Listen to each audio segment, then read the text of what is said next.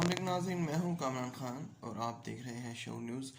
آپ کو بتاتے چلیں کہ وزیر اعظم عمران خان کے حوالے سے ایک تجزیہ جو ہے وہ سامنے آیا ہے، اور یہ تجزیہ کسی عام انسان نے نہیں بلکہ چودھری اعتزاز احسن جو کہ بہت ہی ملٹی ٹیلنٹڈ پرسنالٹی ہیں، ہماری سیاست کا ایک بہت بڑا کردار ہے۔ انہوں نے یہ کہا ہے کہ اگر عمران خان سینٹرل الیکشن جیتنے میں ناکام ہوئے تو وہ اسمبلی توڑ دیں۔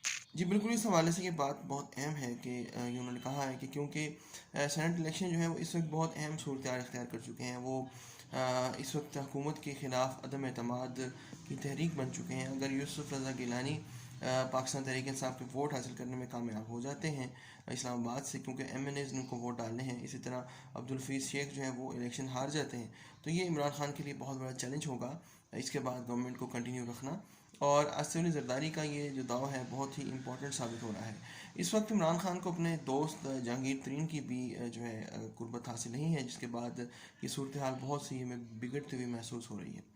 لیٹس سی کہ 3 مارچ کے بعد کیا فیصلہ ہوتا ہے اور گورنمنٹ کا کیا مستقبل نکل کر سامنے آتا ہے۔